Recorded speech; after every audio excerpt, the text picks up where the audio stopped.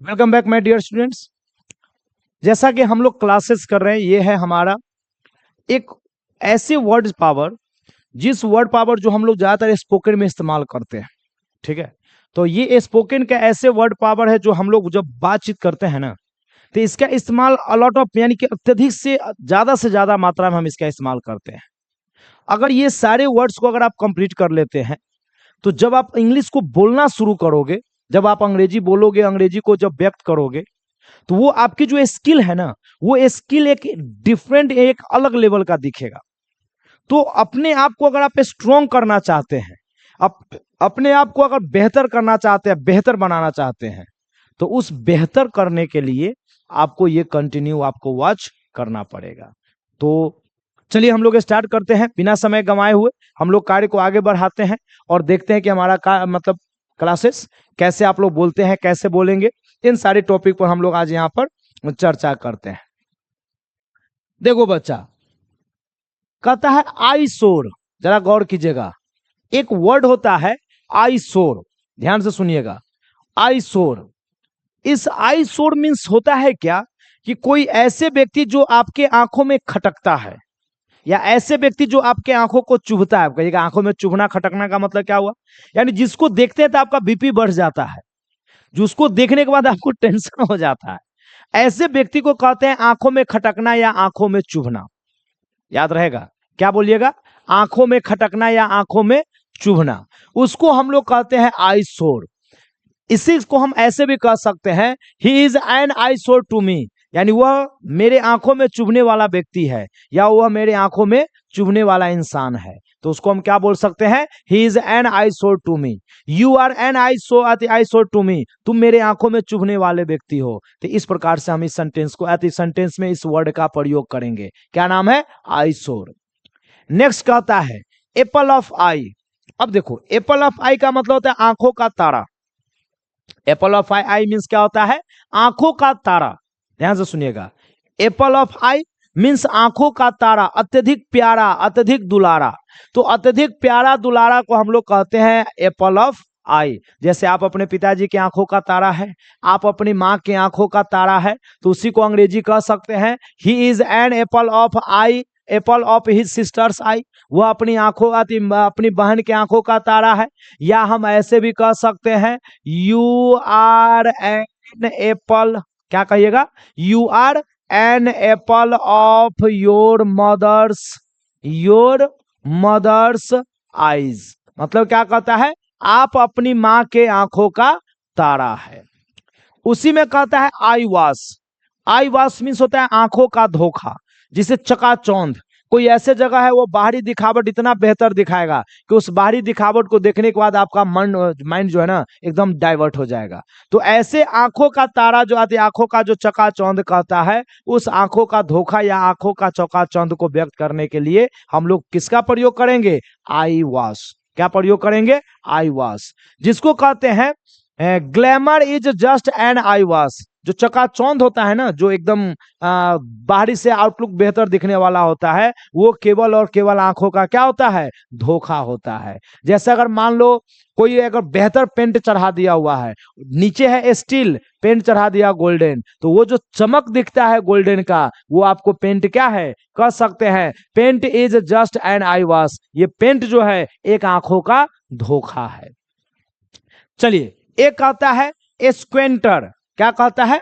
स्क्वेंटर। स्क्वेंटर means होता है आंख मारने वाला आदमी, यानी जो आदमी आंख को जांत देता है, आंख पलकी झपकाते रहता है, पपनी उसका ज्यादा गिरेगा, पलक ज्यादा गिरेगा, आंख मारता रहेगा, वैसे व्यक्ति को हम लोग कहते हैं स्क्वेंटर। यहां पर हम कह सकते हैं ही इज ए स्क्वेंटर, या ही इज अ स्क्वेंटर बॉय, वह एक आंख मारने वाला लड़का है, या ही इज ए स्क्वेंटर, वह आंख मारने वाला है। ठीक है, चलिए। एक कहता है आई आती क्रॉस आइज।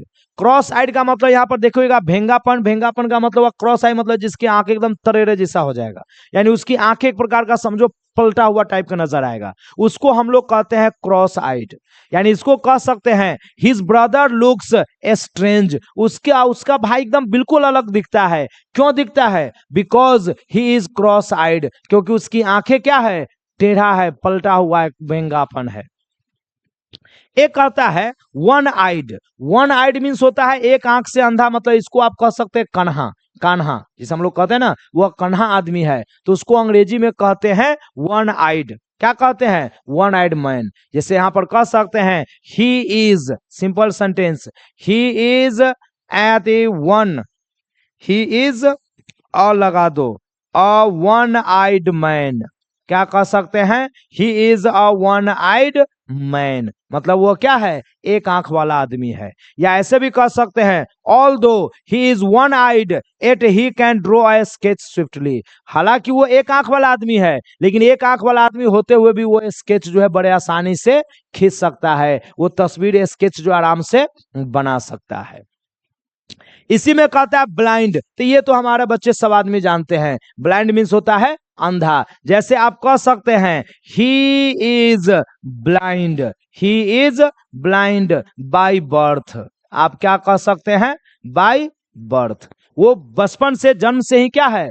अंधा है। तो ऐसे सेंटेंस जिसमें आपको अंधा का इस्तेमाल करना होगा, उसमें कौन सा वर्ड यूज कर लीजिएगा? ब्लाइंड कर लीजिएगा। जैसे यहां पर लिखे हैं इन वन कार एक्सीडेंट, एक कार एक्सीडेंट में ही लॉस्ट हिज आईज, वो अपने आंख, आई साइट यानी आंख के देखने की शक्ति क्या कर दिया? खो दिया। एंड गॉट ब्लाइंड, जब आंख से वो देख ही नहीं सकता है, इसलिए वो आदमी क्या हो गया? ब्लाइंड हो गया, अंधा हो गया। चलिए इसमें आगे कहता है ये आपको यहां पर कहता है शॉर्ट ऑफ साइट। ठीक है, शॉर्ट ऑफ साइट का मतलब होता है जिसको कम दिखाई देता है। क्या कहते हैं?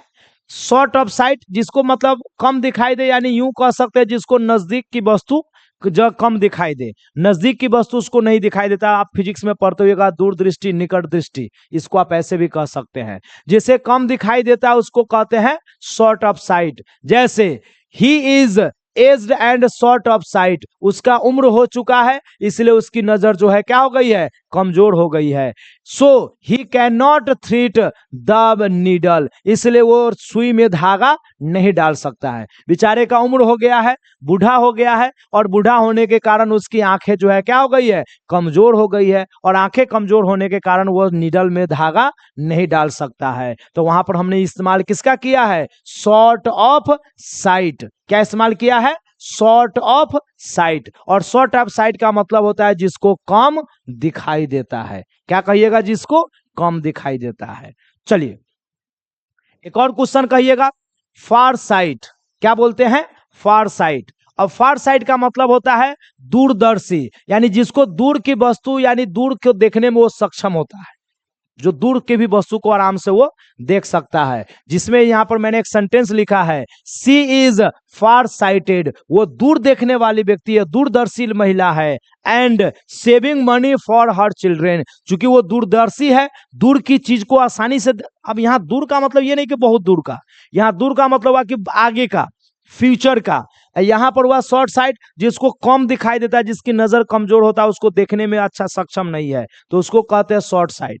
और जो आगे के भविष्य की बातें को देख लेता है, भविष्य की बातों को कल्पना कर लेता है, उसको हम लोग कहते हैं फार साइटेड। क्या बोलते हैं? फार साइटेड। और इसको देखने के लिए, इसको प्रयोग करने के लिए हम लोग प्रयोग करते हैं फार साइट। इसलिए यहां पर कहा गया है सी इज फार साइटेड, वह दूरदर्शी महिला है। And saving money for her children, और दूरदर्शी महिला होने के कारण वह अपने बच्चे के लिए मनी क्या कर रही है? सेव कर रही है, अपने बच्चे के लिए पैसा बचा रही है। चलिए उसके बाद कहता है म्यूट स्पेक्टर। क्या कहता है? म्यूट स्पेक्टर, जिसको कहते हैं तमाशा बीन। अब ऐसे तमाशा बीन अगर ना देखना हो तो इसको आप कह सकते हैं मूक दर्शक। क्या कह सकते हैं? मूक दर्शक, ऐसे तो आप याद कर सकते हैं। अब कहेगा सर ये मूक दर्शक क्या है? अगर मान लो कोई घटना हो रही है और घटना के जगह पर आप उपस्थित है, सब आदमी उपलब्ध है, लेकिन सब आदमी गुटुर गुटुर ठिकिया रहे हैं, कोई आदमी एक्शन नहीं ले रहे हैं, कोई आदमी कोई काम नहीं कर रहे हैं, तो ऐसे व्यक्ति को बोलते हैं म्यूट स्पेक्टर, मूकदर्शी। जैसे मैंने एग्जाम्पल लिखा है, क्या दिया है, डोंट बी म्यूट स्पेक्टर, कभी भी मूक दर्शक मत बनो। If you see any mishap, कोई भी अगर छोटी सी दुर्घटना आप देखते हैं ऑन द रोड, अगर रोड पर सड़क पर आपको कोई भी छोटी सी घटना देखते हैं तो वहां पर आपको मूक दर्शक नहीं बनना है, चुपचाप नहीं रहना है, उसके प्रति आपको एक्शन लेना होगा। तो चलिए फिर मिलते हैं अगले क्लास में, अगले टॉपिक में। इससे बेहतरीन और आगे वर्ड का इस्तेमाल करना सीखते हैं। तो इस वर्ड पावर जो मैंने आपको यहां कराया है, इस वर्ड पावर को मजबूत कर लोगे तो अंग्रेजी बोलना शुरू कर दोगे, धारा प्रवाह बोलना शुरू करोगे, तुम्हारी अंग्रेजी बढ़ता चला जाएगा। तो अगर आप चाहते हैं अपने अंग्रेजी को डेवलप करना तो भैया क्लास को मिस बिल्कुल नहीं करें। तो चलिए मिलते हैं फिर, तब तक अगले क्लास में।